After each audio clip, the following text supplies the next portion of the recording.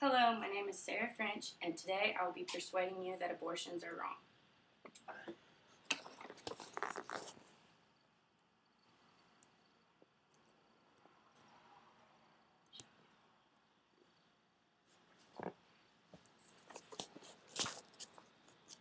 Conceiving a baby is an important time in everyone's life.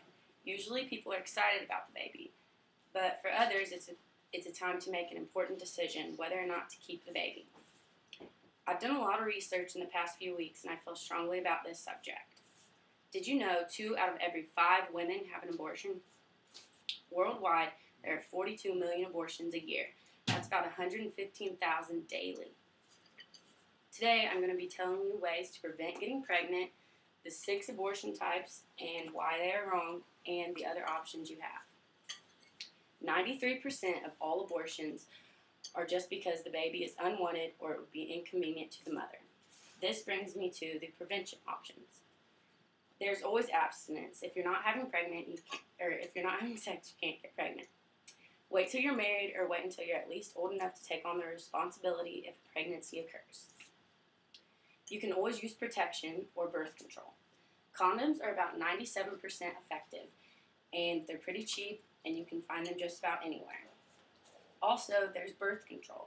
Birth control is 99% effective with perfect use, and about 93% effective if you use it moderately.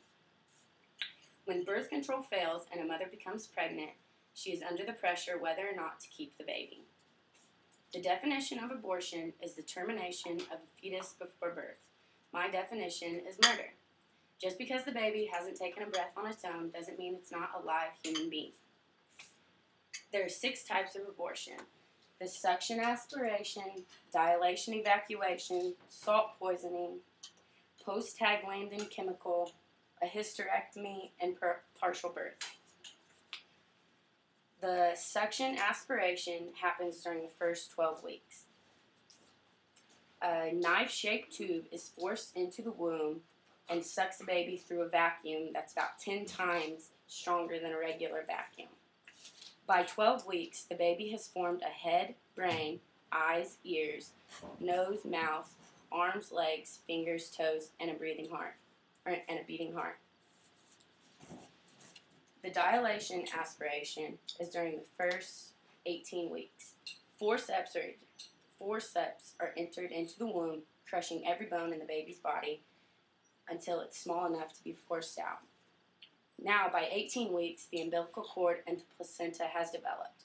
Much of the baby's development is created by this time. Salt poisoning is used after 18 weeks, up to the 14th or 24 weeks. Salt poisoning is injected into the baby's sac where it drinks the poison. Death occurs within about an hour, and then labor of the dead baby occurs within 24 hours. Sometimes the baby's born alive. In these cases, the baby's just set aside until it dies. By 18 to 24 weeks, the muscles, organs, nerves are functioning, and the baby's sex is now visible. The baby can hear, fingerprints and footprints are formed. 89% of all abortions are used with these first 3 methods. The 4th method is the prostaglandin chemical. This abortion method is used at 6 months. The chemical is given to the mother to make her go into premature labor. The chemical also causes contractions that are 3 times harder than the usual contractions. This causes the baby to be decapitated at birth, and that's what this picture is showing right here, that the baby was born without its head. By 6 months, the hair is grown fully, the fingernails and the toenails are developed, and the baby is now about 2 pounds and 10 inches long. 6% of all abortions are done with this method. The hysterectomy method is used up to 7 months. The womb is surgically entered and the umbilical cord is cut while the baby is still in the womb. This causes the baby to suffocate because it still can't breathe on its own while it's in the womb. By 7 months, the baby has developed enough to survive without its mother, like if it were to come out, if it were to be born prematurely. The baby's bones have developed fully and the eyes are wide open. 4% of all abortions are done with this method. The 6th and final method is called the partial birth method. It's used during the 9 and 8 months. This method happens during the actual birth. The baby is almost completely delivered except for the head.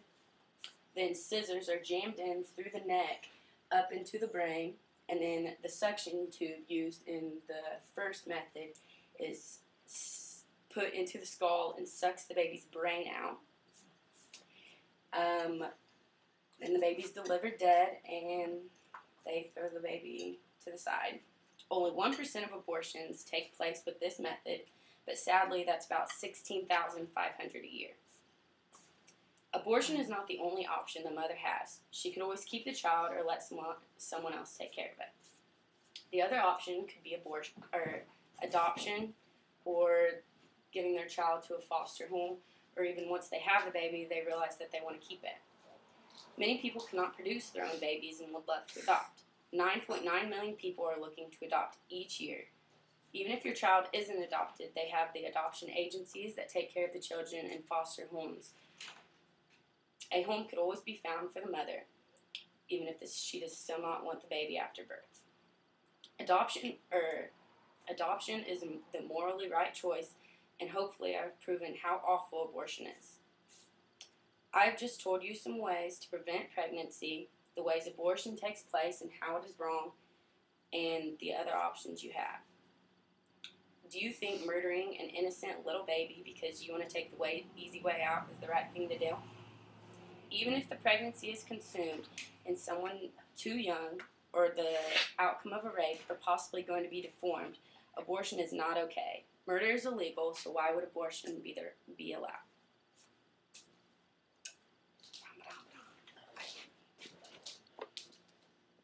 Well, I guess that taped, even though the screen